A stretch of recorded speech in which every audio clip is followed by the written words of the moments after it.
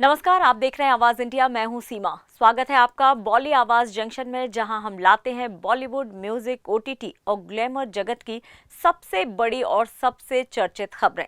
तो चलिए आपको लेकर चलते हैं एंटरटेनमेंट की रंगीन दुनिया में। टीवी एक्टर आशुतोष सेमवाल ने हाल ही में खुलासा किया है कि उत्तराखंड के धराली गांव में आए विनाशकारी बादल फटने से वो बाल बाल बच गए हैं। अभिनेता काम के सिलसिले में इस इलाके में थे, लेकिन प्राकृतिक आपदा आने से ठीक एक दिन पहले वो वहां से निकल गए थे। आशुतोष ने बताया कि वे इस आपदा में फंसने से कितने करीब थे।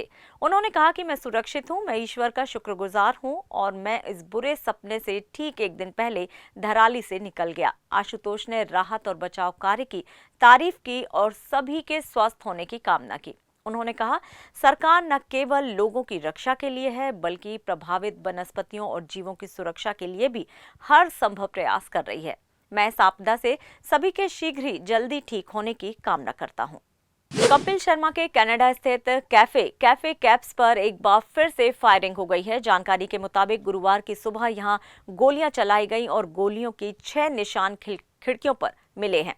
जेल में बंद गैंगस्टर लॉरेंस बिश्नोई ने इस फायरिंग की जिम्मेदारी ली। आपको बता दें कि ये दूसरी बार है जब कपिल शर्मा के कैफे पर फायरिंग हुई है। इससे पहले जुलाई में खालिस्तानी आतंकी हरजीत सिंह लाडी ने यहां फायरिंग की थी। कपिल शर्मा ने अभी तक इस मामले पर कोई बयान नहीं दिया है। आपको बता दें कि कपिल शर्मा का कैफे बीते कुछ महीनों पहले ही खोला गया था और इसका नाम कैप्स कैफे रखा गया था। जुलाई में हुई फायरिंग के बाद कैफे को कुछ दिनों के लिए बंद कर दिया गया था, लेकिन बाद में इसे फिर से खोल लिया गया। एक बार फिर से फायरिंग होने से कपिल शर्मा के फैंस में चिंता का माहौल है। लॉरेंस बिश्नोई द्वारा फायरिंग की जिम्मेदारी लेने से ये मामला और भी गंभीर हो गया है।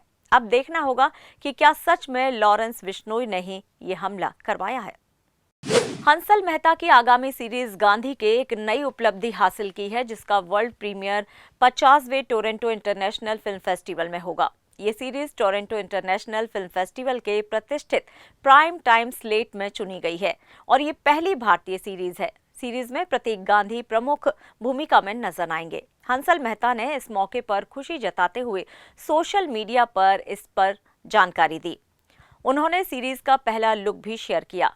हंसल मेहता ने लिखा है कि ये एक साहसिक सपना है जो अब विश्व मंच पर कदम रख रहा है। प्रतीक गांधी ने भी इस मौके पर खुशी जताते हुए पोस्ट किया है। उन्होंने लिखा कि वो 50वें टोरंटो अंतर्राष्ट्रीय फिल्म महोत्सव 2025 में गांधी के वर्ल्ड प्रीमियर की घोषणा करते हुए गौरवान्वित महसूस कर रहे हैं। वहीं सीरीज के संगीतकार ए.आर. रहमान ने भी इस उपलब्धि पर खुशी जताई है। टोरंटो इंटरनेशनल फिल्म फेस्टिवल में दिखाई जाने वाली ये पहली भारतीय सीरीज है। ये एक फिल्म निर्देशक और कलाकार समेत सभी के लिए यादगार पल है। बॉलीवुड से एक भावुक करने वाली खबर सामने आई है। सलमान खान ने एक बार फिर ये साबित कर दिया है कि वो सिर्फ बड़े स्टार ही नहीं, बल्कि बड़े दिल वाले इंसान भी हैं। उनके बॉडीगार्ड शेरा के पिता सुंदर सिंह जौली का निधन हो गया है। वो लंबे समय से कैंसर से जूझ रहे थे और 88 साल की उम्र में उनका निधन हुआ। दुख की इस घड़ी में सलमान खान खुद शेरा के घर पहुंचे और उन्हें गले लगाकर सांत्वना दी। सोशल मीडिया पर सलमान और शेरा का इस भावुक मूवमेंट का वीडियो तेजी से वायरल हो गया। सलमान खान ने न सिर्फ दोस्ती निभाई, बल्कि इंसानियत की भी मिसाल पेश की।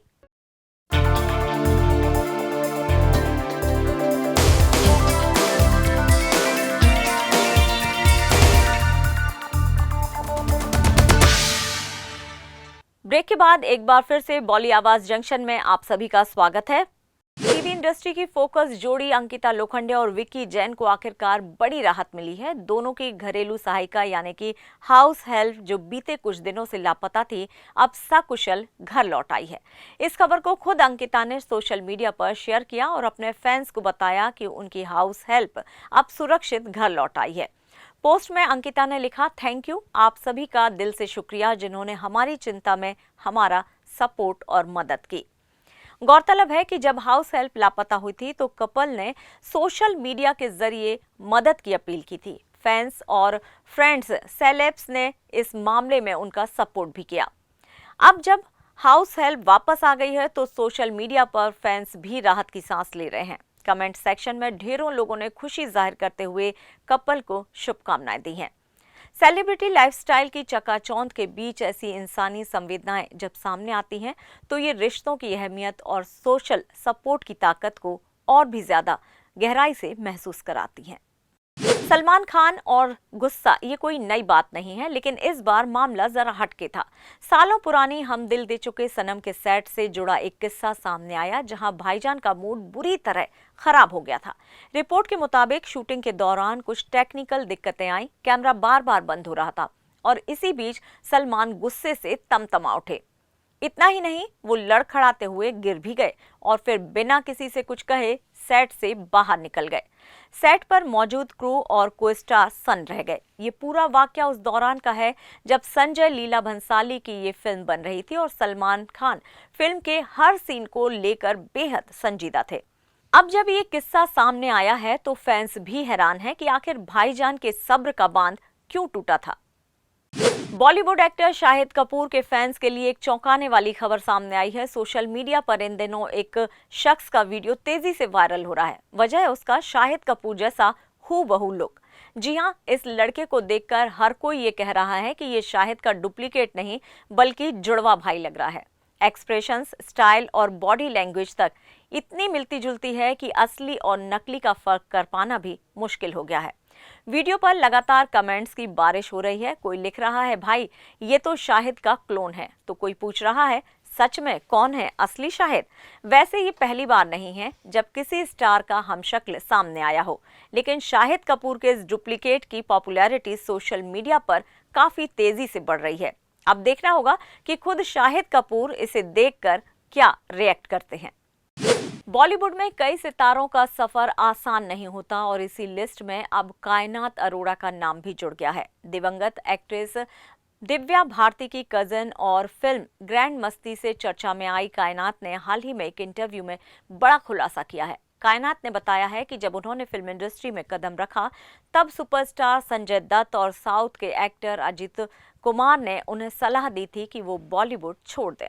संजय दत्त ने कहा था कि अगर तुम दिव्या भारती की कजन ना होती तो शायद तुम्हें ज्यादा मौके मिलते, लेकिन अब तुम्हें बार बार उनके नाम से जोड़ा जाएगा। वहीं अजित कुमार ने भी उन्हें सीधी सलाह दी थी, कहा था कि तुम बहुत सिंपल हो, ये इंडस्ट्री बहुत मुश्किल है, तुम इस दौड़ में खुद को संभाल नहीं पाओगी।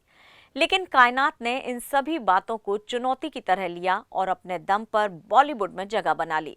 उनका कहना है कि उन्होंने मेहनत, आत्मविश्वास और लगन के दम पर खुद को साबित किया है। बॉलीवुड के टैलेंटेड अभिनेता आशीष विद्यार्थी ने अपने लेटेस्ट ब्लॉग में खुलासा किया है कि वे इन दिनों फिल्मों में कम क्यों नजर आ रहे हैं। आशीष ने कहा है कि उन्होंने 11 भाषाओं में 300 से ज्यादा फिल्मों में काम किया है, लेकिन अब वे केवल ऐसे सेंट्रल रोल्स करना चाहते हैं जो उन्हें अभी तक ऑफर नहीं हुए हैं।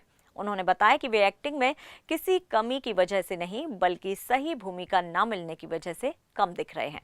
उन्होंने साफ कहा है अब तक नहीं मिला है इसका मतलब ये नहीं कि अब मुझे सेंट्रल रोल्स मिलेंगे ही नहीं। वे वाकई निर्देशकों और कास्टिंग एजेंट्स के संपर्क में हैं और अच्छे किरदारों की तलाश में हैं। आशीष विद्यार्थी ने यह भी बताया कि वे इस समय में खाली समय को निराशा में नहीं बल्कि रचनात्मकता में बदलना चाह रहे हैं। उन्होंने सिट डाउन आशीष नाम से एक कॉमेडी स्केच लिखा है।